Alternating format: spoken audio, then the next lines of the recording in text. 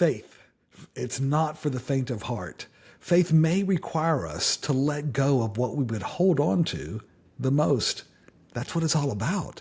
And that's what we're talking about on today's episode of the Educators Among Us podcast. Welcome to the Educators Among Us podcast, where we share motivational messages and inspiring stories for and about educators. Your host, Scott Barron, is author of the critically acclaimed book, Love 'Em and Lead 'Em, and provides powerful insights and wisdom for those who heed the call to teach, coach, lead, and serve at all levels of education. This is Scott Barron, and I'm honored to be your host for the Educators Among Us podcast. This was created through an act of faith. It was motivated from believing in educators and the impact they have on so many people, based on our own experience, as students and growing up and reflecting on just how important it was to have educators speak into our lives and to help shape our vision and our possibilities, right? And of course, even in our work as educators and serving in different roles and our team in what we do through school growth as well as Educators Fellowship, we've had a chance to work with thousands and thousands of educators. And we started this as a way to say, hey, you matter. You matter. We care about you, and we're praying for you. We want to encourage you because you're a life changer.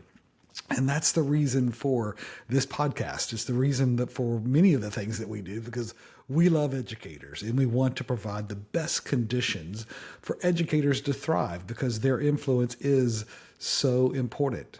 They say faith can move mountains. Faith can motivate us to do what others say we cannot do. Faith is a core to the work of us, of educators. And so we seek to encourage educators in their calling and in their faith. This idea of faith is interesting, right? You can read this quote from Tertullian that said, you can judge the quality of their faith from the way that they behave, right? Discipline is an index to doctrine. It's kind of a heavy way to say it, but the idea is that you can know what they really believe. You can know what they put their faith in with how they behave, their habits, their disciplines. It's a very predictable indicator of where they really are, right? And that's something that we acknowledge is a part of our journey, that we have to be aware of. Our behaviors have a significant influence because of the work that we do with our colleagues and with students and with our families, and so we have to have a distinct awareness. Speaking of awareness, we were driving the other day. Tammy and I we were in Nashville, and it was on a road that was very busy, and people were testing the speed limit, I would say.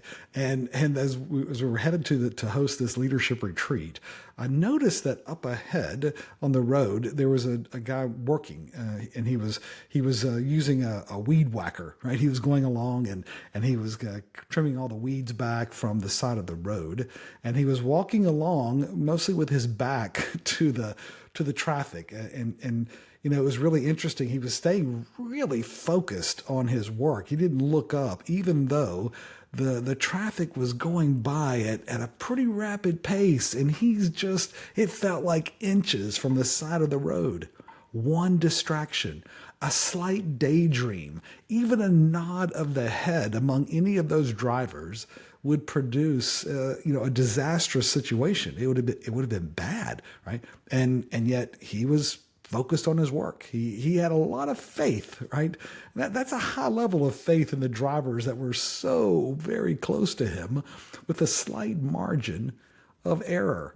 And I'm not sure that that's the kind of faith we have to have all the time, but at times we all have to step out with that weed whacker faith to get the job done. And to do the work of an educator, we have to have different levels of faith and different types of faith, right? But faith, as Martin Luther King Jr. said, faith is taking the step, that first step, even when you don't see the whole staircase.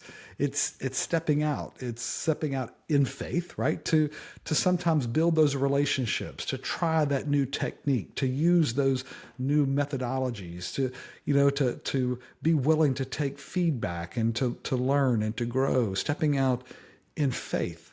Everyone relies on faith because life is impossible without placing our trust in people, placing our trust in principles, in practices, in possibilities, in plausibility, and in promises, right? We can't live without putting our faith in someone and some things.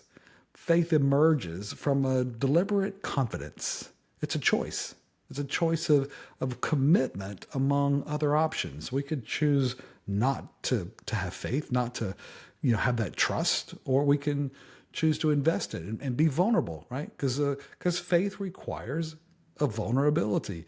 And we know that healthy culture is impossible without our ability to have that deeper trust with each other. Trust is the oxygen of the school ecosystem, at least an excellent and healthy school, right? So faith provides perspective.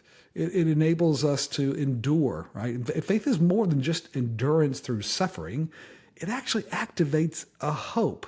It gives a motivation, right? It gives us that ability to get through it and to be resilient, right? It provides that perspective, right? To see beyond the emotions of the present moment in order to release the need to have a sense of control in deference to greater purpose. Let's go back on that one more time, right? Faith provides perspective to see beyond the emotions of the present moment in order to release the need to have a sense of control. Why? Because we realize that there's a greater purpose, that maybe God has a bigger plan going on here. And that perspective allows us to put things in order. It allows us to see what's maybe really going on here. If fear is cultivated, it will become stronger. If faith is cultivated, it will achieve mastery. That's from John Paul Jones. There's a real contrast, right, between fear and faith. It's fear that keeps us from faith. It's fear that keeps us from being able to step out on that staircase, to take those first few steps, even though the rest of the journey is unknown. And as we, of course, go into a unique era in education, we need educators who are willing to step out, to have a little faith, even that faith of a mustard seed, that little tiny little bit of faith, right? Faith in our leaders, faith in that we can adjust our methods in order to still stay true to our mission. Now, faith is personal, but it's also public, right? I mean, because people know, they can tell. Faith is revealed in the obvious characteristics of behavior. Our faith is not unknown. People can look at the way we handle certain situations, how we react or respond, and they get a pretty good idea of where we are in our faith. Appraisals of faith are far less complicated than evaluations of intellectual mastery because we leave ample verbal and nonverbal evidence of what we actually believe. The disciplines we practice, they daily determine our own quality of life, but they also influence and instruct those around who either endure or enjoy our presence. Right? Our faith is easy to detect. So be in the light of their journey. Be the light in their journey this week, my friend, rehearsing the habits of faith that produce excellence. Right?